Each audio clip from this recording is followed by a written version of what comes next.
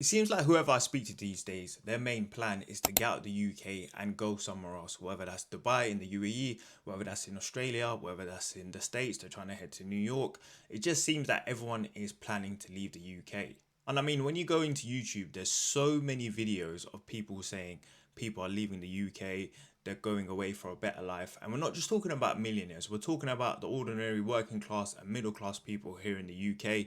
They just want a better lifestyle, they want better education, better healthcare system, less crime, and more importantly, less income tax. I mean, if we keep scrolling on YouTube, there's so many videos, people saying time to leave, shall we leave? Millionaires are leaving. I want to leave the UK. The UK is broke, etc., etc. So many videos of people talking about they want to leave the UK or they have plans in motion to do so. But is the UK as cooked as we say it is? Now, if I was planning to move from the UK, there's a couple things that I will look at, such as healthcare, safety, schooling, and taxes as well. Let's see how the UK compares to other countries. So let's talk about healthcare. As we know, the UK has the National Health Service, which is the NHS. And yes, it has its flaws. Yes, there's long waiting times, etc. But how many countries actually provide a service like this? So as you can see, countries like Canada, Australia, Norway, Sweden, and New Zealand have systems that share similarities with the NHS, but they don't fully follow the same model. Sometimes it is backed by the government, and sometimes it is a hybrid model where the individuals need to pay towards their healthcare. So if you look here, many European countries, including Germany and France, have a Bismarck model of healthcare, which relies on social insurance funds collected from the employers and employees. So yeah, it is funded in kind of a hybrid model.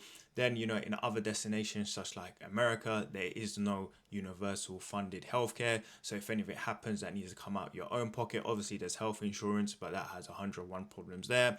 If you move to the UAE as an example, it is the law for the employer to provide you with health insurance, but that is only for your immediate family. So if anyone else like your mum, your dad, or whoever decides to move abroad with you, they will not be covered and you will need to cover that yourself. Now, a lot of countries do provide free schooling, but you have to remember the quality of schooling and the curriculum that they're learning on.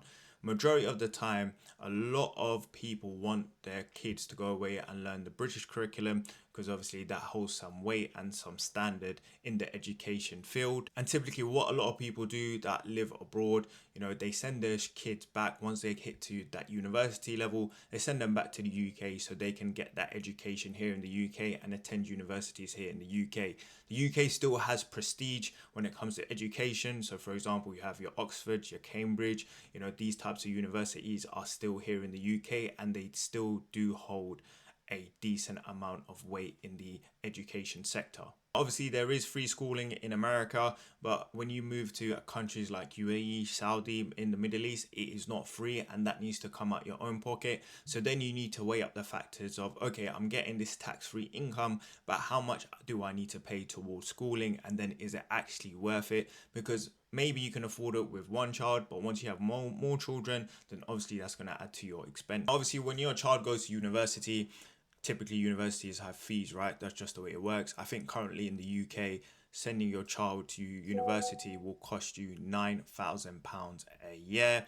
Now, the government do provide student loans and you can have access to that. Obviously, it depends on how much the parent's income is.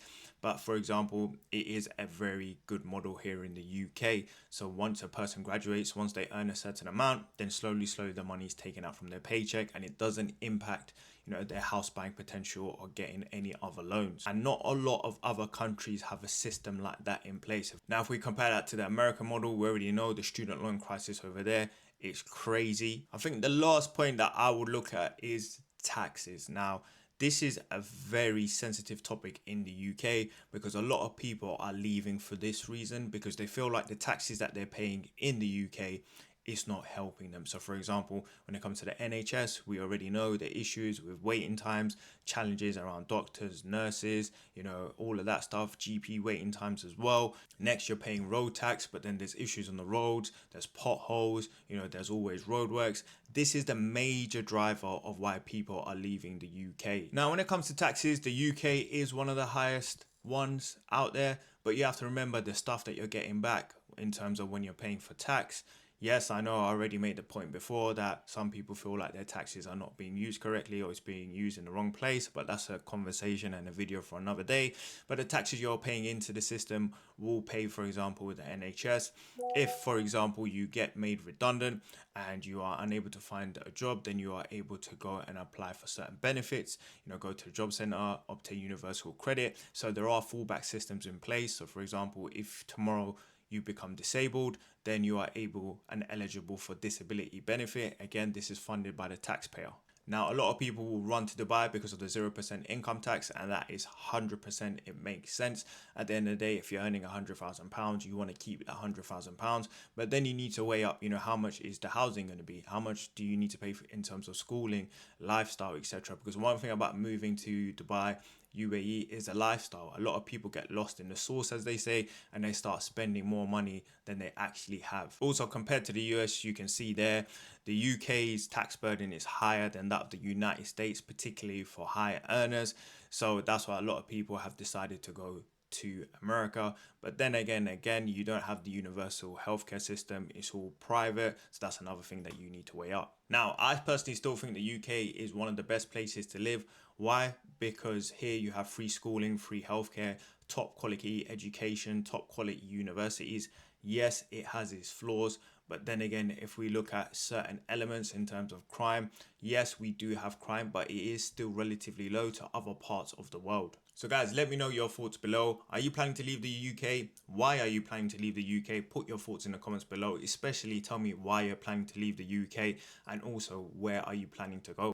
And finally, guys, please make sure you like and subscribe, as it helps the page grow and it also motivates me to do more videos.